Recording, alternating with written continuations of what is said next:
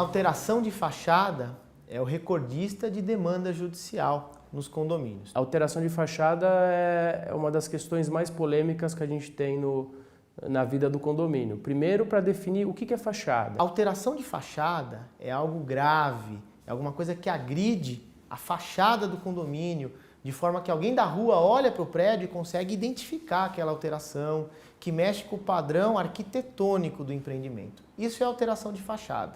Por exemplo, a colocação do vidro, que muita gente diz que altera a fachada, na jurisprudência os tribunais têm entendido que a colocação de vidros transparentes, ou seja, aqueles incolores sem alteração de caixilhos, não altera a fachada. Fechá-la com vidro não é uma alteração de fachada, porque assim, todo vidro, qualquer dessas opções que não são alvenaria, que não transformam a cor, etc. e tal, não são consideradas alterações, são modelos de preservação, inclusive de segurança. Por exemplo, é o caso da rede, quando as pessoas põem rede de proteção para as crianças. O que a gente recomenda num prédio é que a gente tenha aprovado em assembleia qual é o tipo de, o caso de fechamento em vidraçamento. A assembleia, ela não pode alterar a fachada, ela não pode deliberar para alteração de fachada.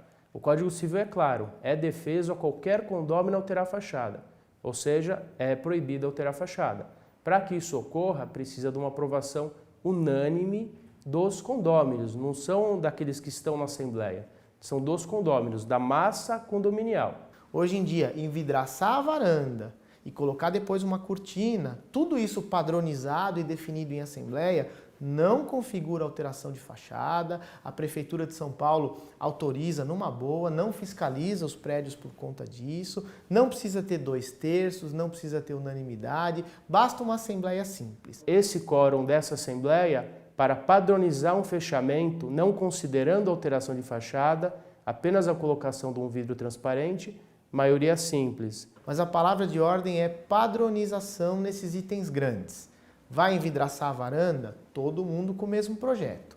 Vai colocar cortina? Todo mundo com a mesma cortina, a mesma espessura, a mesma cor. Aí o prédio continua com a fachada bonita. Então o prédio vai aprovar cortina, decalque, mobiliário e a forma com que eles vão utilizar. Então deixar tudo detalhado. E cada condomínio tem liberdade para estabelecer os seus critérios. Eu conheço um prédio, por exemplo, que eu advogo na Vila Nova Conceição, que o síndico é obcecado por padronização de fachada. Então ele não deixa ninguém nem trocar a lâmpada das varandas. Ele quer que todo mundo tenha a mesma cor de lâmpada na varanda, as lâmpadas no mesmo lugar, porque ele acha que senão a sacada fica horrorosa e a fachada fica muito feia. E na mesma rua, eu advogo para um prédio que o síndico falou, ó, gente, iluminação cada um faz a sua, se quiser colocar na televisão na varanda, pode colocar. E para aquele condomínio funcionou bem, para o outro não funcionou. Todas as vezes em que sai fora do padrão, é fundamental conversar com o proprietário que fez a modificação, informar ele que está fora, de acordo com o que foi. Caso não tenha sucesso, imediatamente temos que fazer a carta notificando e, se não fizer, entrar com o processo para que ele desfaça o que ele fez. Se a gente deixar correr, é muito delicado, porque outras pessoas falam, puxa, já que fez, eu acho bonito, eu faço também.